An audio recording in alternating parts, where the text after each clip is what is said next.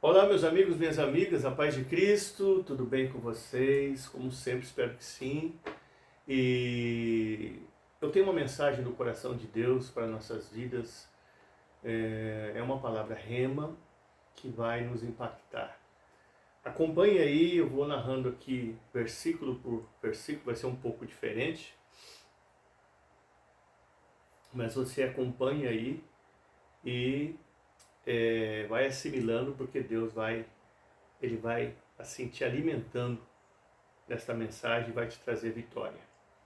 Em 1 Samuel 16:11, Jessé o belemita, quando recebe o profeta Samuel para que ele venha ungir o escolhido do Senhor, quando passam seus filhos, o profeta Samuel pergunta se não havia mais nenhum filho, e ele diz: ainda falta o menor que está apacentando as ovelhas. Entenda uma coisa, da mesma forma como Jessé, o belemita, tem uma certa dificuldade em valorizar o potencial que havia na vida do seu menor filho, Davi, da mesma forma como Jessé, o belemita, tem uma certa dificuldade em valorizar a obra que o Senhor tinha para realizar na vida de Davi, o seu menor filho.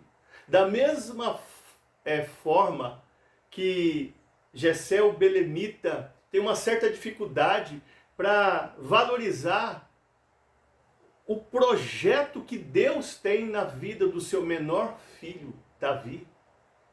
Porque ele mesmo diz: ainda falta o menor que está apacentando as ovelhas. Ou seja, para mim, eu não faço questão nenhuma dele estar aqui presente. Em outras palavras, era isso que ele estava querendo dizer. Para mim, tanto faz. Eu não considero. Eu não vejo algo na vida dele. Eu não vejo ele fazendo a diferença na vida. Então, ele estava desdenhando do seu filho menor, só porque não enxergava ainda como rei.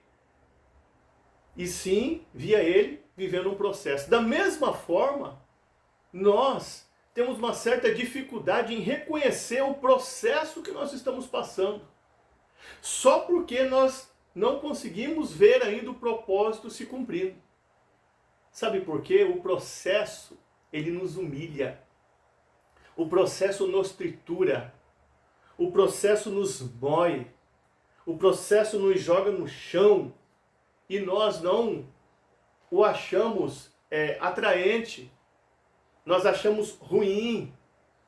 Nós rejeitamos o processo. Nós temos uma certa dificuldade para reconhecer que o processo pode ser amargo, mas ele vai nos fazer bem um dia. E da mesma forma como Jessé o belemita disse: ainda falta, muitas das vezes, quem sabe, o propósito de Deus vai se adiando para se cumprir em nossas vidas, porque ainda falta eu reconhecer que há orgulho dentro de mim. Ainda falta eu reconhecer que eu sou soberbo ou soberba. Ainda falta eu reconhecer que Deus está no controle desse processo. Ainda falta eu reconhecer que Deus está me humilhando, sim. Ainda falta eu reconhecer que Deus está me jogando no chão, sim. Que Deus está me triturando, sim. Ainda falta eu reconhecer muitas coisas. E aí eu vou me rebelando contra o processo. E o propósito nunca se cumpre. Entenda uma coisa, a semente, quando ela cai na terra, ela é um processo. Quando se torna uma árvore, é uma promessa. E quando se torna uma árvore que dá frutos, aí é o propósito. O que você está sendo? Você é processo? Você é promessa? Ou você já está quase para se tornar o propósito? Muitas pessoas, infelizmente, vão ser sempre processo, ou seja, vão ser sempre a semente. Por quê? Ou se rebelam e se amarguram contra o processo, ou não entendem o processo. Agora, para quem não entende o processo, ainda é mais fácil se cumprir o propósito, porque Deus está vendo que a pessoa não está entendendo, mas está lutando. Deus está vendo que a pessoa não está compreendendo, mas a pessoa quer realmente ver o propósito cumprido. Então ainda tem mais chance. Agora, quando a pessoa é árvore, tem muitos cristãos que são árvores dentro da igreja. Muita folha, muita pompa, muita aparência. Mas você se lembra o que Jesus fez com aquela figueira que era cheia de folhas, muito bonita? A amaldiçoou porque ela não dava frutos. Então não adianta também eu ser árvore, como está escrito em 2 Timóteo 3,5, tendo aparência de piedade, mas negando a eficácia dessa. Dos tais aparta-te. Eu tenho que ser árvore, sim, mas árvore que dá frutos. Deus quer que nós venhamos dar frutos. Eu tenho que ser, então, árvore que dá frutos, propósito. Eu não posso ser a vida inteira semente, processo. Eu não posso ser a vida inteira promessa, uma árvore com folhas. Eu tenho que ser propósito, uma árvore com folhas sim, mas que dê frutos. É isso que eu tenho que ser aqui nessa vida. Por que muitas das vezes nós vemos pessoas dentro da igreja que parece que Deus tem uma grande obra, a gente vê uma grande unção, um grande brilho, mas isso nunca acontece. Ficam anos e anos dentro da igreja, porque a paixão dessas pessoas está mais no conforto do que no propósito. Essa é a paixão delas, o conforto. Elas querem acomodação, estão preocupadas mais em se encaixar do que em sobressair. A paixão delas não é o propósito. A paixão delas é viver se encaixando. É a zona de conforto. É a mesmice. E Deus requer resistência. Respeita a resistência. Mas Ele recompensa a resistência também. A sua resistência o qualifica para o trono. Dá para você compreender isso? Deus ele vai requerer sempre resistência sua, mas a luta está travada, está muito difícil, olha, eu não estou conseguindo enxergar mais nada, está tudo complicado, e Deus sempre falando para você, tenha resistência, porque Ele vai requerer sempre. Agora, Ele respeita a resistência, tem muitos que param no meio do caminho. Tem muitos que se amarguram, tem muitos que se revoltam contra o processo, Ele respeita. Agora, se você continuar, Ele recompensa a resistência. Eu vou repetir, a sua resistência o qualifica para o trono. Você pode estar a 2 passos do palácio. Continue, ainda que muitos não te valorizem. Você vê que Jessé o belemita, ele não valoriza o potencial que há na vida de Davi, a grandeza do projeto de Deus, o desígnio que há na vida de Davi. Muitos vão olhar para você, porque você está no propósito, e também não vão te valorizar. Não vão enxergar você como Deus enxerga. Não vão ver uma grande obra na sua vida. Veja que Jessé o belemita, ele começa mostrando os seus filhos mais altos, mais formosos, né? Ele passa ali, fala para o profeta Samuel, são meus filhos, e faz eles passarem diante de Samuel. Ele mostra ali os maiores filhos que ele tem, os que têm maior estatura. Deu para você compreender isso? Mas Deus, ele começa com o menor. Enquanto Jessé o belemita começa com os maiores filhos que ele tem, Deus começa com o menor. Sempre a matemática de Deus vai ser diferente. E o que me chama a atenção é que eu vi isso de um pregador, todos os filhos de Jessé passam pelo profeta Samuel, menos Davi. Aí o pregador falou assim, quem não tem a unção do Espírito, quem não tem chamado, vai passar. Mas quem tem a unção do Espírito, e quem tem uma chamada divina, ainda que viva processo por muitos anos, vai permanecer. Então fique com isso no teu coração. Deus vai realizar a obra na sua vida. Ainda que você esteja tendo um certo grau de dificuldade para valorizar esse processo que está te humilhando, está te jogando no chão, está desnudando você, está mostrando para você quem você é. Deus tem uma obra em tudo isso que está acontecendo na sua vida. Vamos também aqui em 1 Samuel 16:11. Samuel exorta a Jessé o belemita. Não nos assentaremos aqui nessa mesa enquanto não chegar o escolhido do Senhor. Quando você convida alguém para se assentar numa cadeira junto à mesa, você está dando honra para essa pessoa. É porque você respeita esta pessoa. Você admira essa pessoa e tem consideração.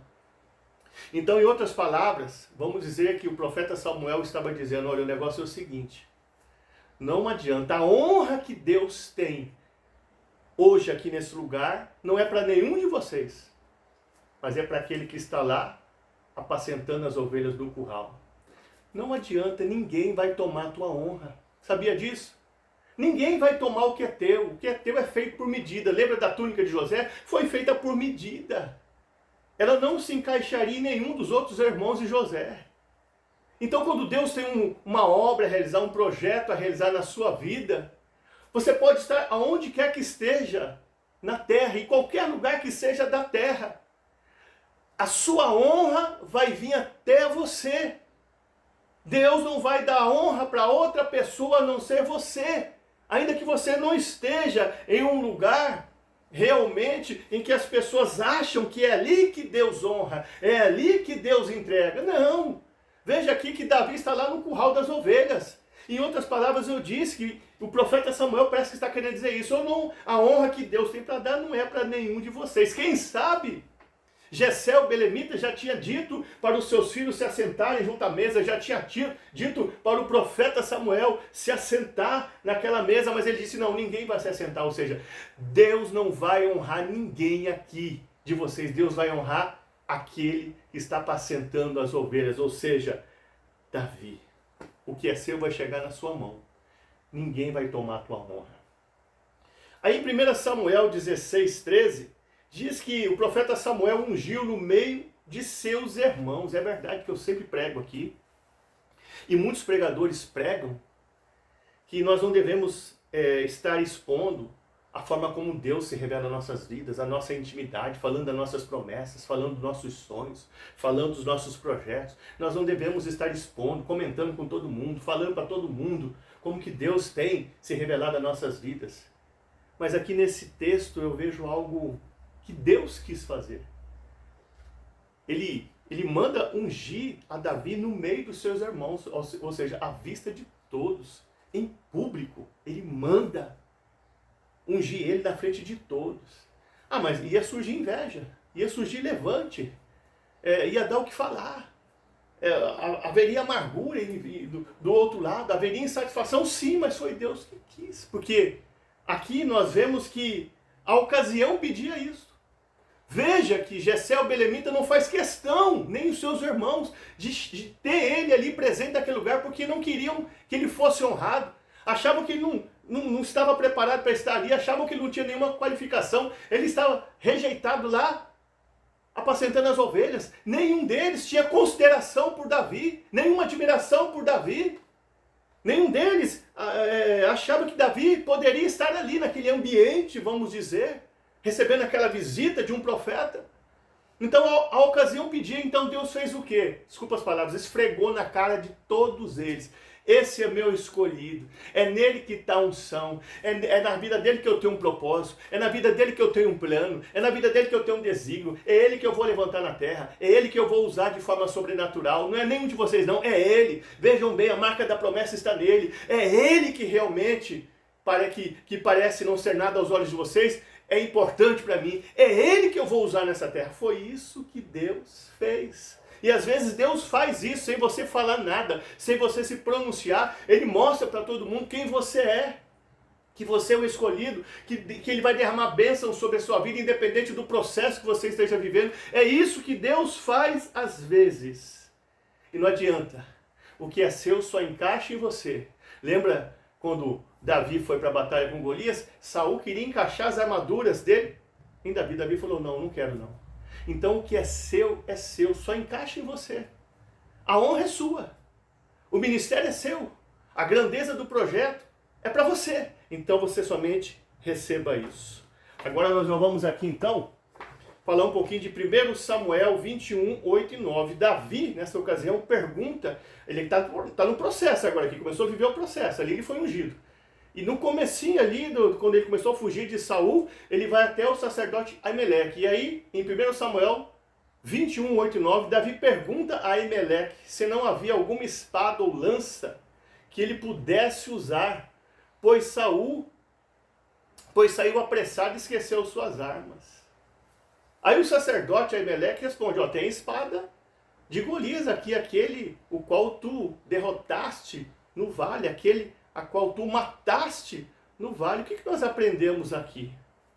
O processo que nós estamos vivendo, às vezes, nos desestabiliza e nós nos esquecemos de quem nós somos em Cristo. Veja aqui que o mesmo Davi que lá no passado havia vencido Golias com uma pedra, não consegue reconhecer agora quem ele é.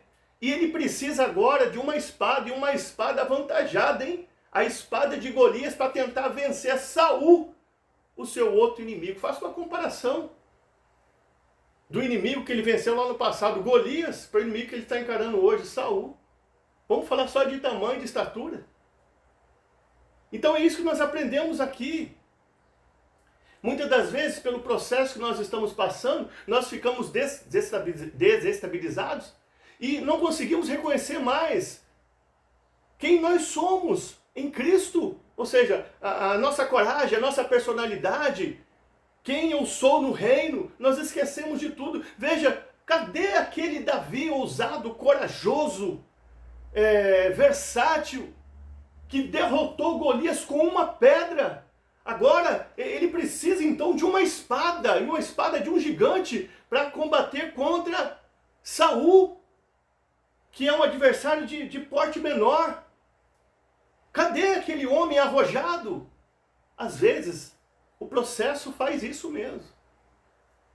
Haverão dias na sua vida que você vai se sentir neutralizado, paralisado.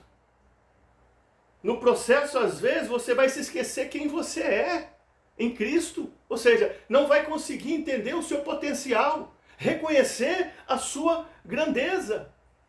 Lá no passado, eu vou falar algo aqui que um pregador renomado diz, eu estou cuidando do tempo aqui. Davi, ele não usou o escudo de Saul, nem a espada, nem a lança, porque essas coisas quem faz é o homem, diz um pregador renomado. Ele foi usar a pedra, porque a pedra quem faz é Deus. 2 Coríntios 10:4, as armas da nossa milícia não são carnais, mas poderosas em Deus para a destruição das fortalezas. Então lá no passado ele entendia isso, ele sabia quem ele era em Deus. Agora, no momento do processo, da dor, da tribulação, ele ficou desestabilizado e ele não consegue mais reconhecer quem ele é. Ele precisa de uma espada. E uma espada avantajada para vencer o seu inimigo. Por isso que é importante nós passarmos pela crise. Porque a crise, ela faz você usar um potencial escondido, revela quais são as suas crenças e valores e mostra para você o que é abalável e o que não é abalável na sua vida. Então, entenda uma coisa, continua firme no processo. Davi estava confuso. No processo ele ficou desestabilizado. Ele não sabia mais quem ele era em Deus. Tanto é que ele quer agora as armas humanas que ele não considerou quando lutou com Golias. Em vez de se lembrar que com uma pedra, o que Deus faz é que ele venceu a Golias. Fique tranquilo nesse processo, porque a vitória é sua. E para terminar, em 1 Samuel 21:10, Davi se levanta e vai para Ax, rei de Gate. Mas espera aí, Gate é a cidade de Golias, o qual ele derrotou. E lá estão os adeptos de Golias. O que nós aprendemos aqui? Muitas das vezes, na hora do processo, na hora que nós estamos sendo moídos e triturados por Deus, nós tomamos decisões, sem orar, as quais nos tira de um problema e nos leva para um problema maior. Veja que Davi escapa das mãos de Saul, mas vai parar nas mãos do povo que era adepto de Golias, ou seja, um inimigo muito pior ainda. Então entenda uma coisa, você está passando o processo porque Deus quer te levar a lugares, porque Deus quer te exaltar. Não tome decisões debaixo de pressão. 1 Coríntios 14:33. Deus não é Deus de confusão, mas sim de paz em todas as igrejas dos santos. Tome decisões debaixo de paz, como está em Colossenses 3:15. Seja a paz de Cristo o árbitro de vosso coração. E para terminar, ainda tem mais esse aqui. Eu preciso dizer isso ainda. 1 Samuel 21:11. Os criados de Aques dizem que Davi é o rei da terra. Na maioria das vezes, o seu inimigo vai ver em você um potencial que você não vê. Na maioria das vezes, o inimigo vai ver a grandeza de Deus em você e você não vê às vezes. Entendeu? Os criados de Gate olharam para Davi e chamaram ele do rei da terra. Mas ele não era rei ainda. Ele estava no processo, ele não tinha coroa, não tinha cetro, não tinha vestes reais. Mas o inimigo viu nele um rei. Muitas das vezes nós olhamos para nós no processo e não vemos nada. Não conseguimos enxergar a grandeza do projeto de Deus, o propósito de Deus, o plano de Deus, o desígnio de Deus, o que Deus está realizando, aonde nós vamos chegar, o inimigo vê. O inimigo vê mais do que você às vezes não vê o que você está se tornando, mas o inimigo vê quem você está se tornando. As pessoas podem até não gostar de você e não aceitar o teu ministério, mas elas veem quem você é. Elas veem aonde você vai chegar. Elas veem a obra de Deus acontecendo na sua vida. Então, fique firme. Lembra de uma coisa. Os meus amigos me ajudam, mas os meus inimigos, eles me promovem. Veja que o inimigo começa a declarar a grandeza de Davi. E ele estava no processo, hein? Mas o inimigo declarou a grandeza dele porque viu a grandeza dele, viu um projeto na sua vida. Eles disseram, não é esse Davi o rei da terra? Então entenda uma coisa, os seus inimigos estão vendo melhor que você a grandeza que há do projeto de Deus na sua vida. Entenda como os inimigos entendem quem você é. Fique com essa palavra no coração.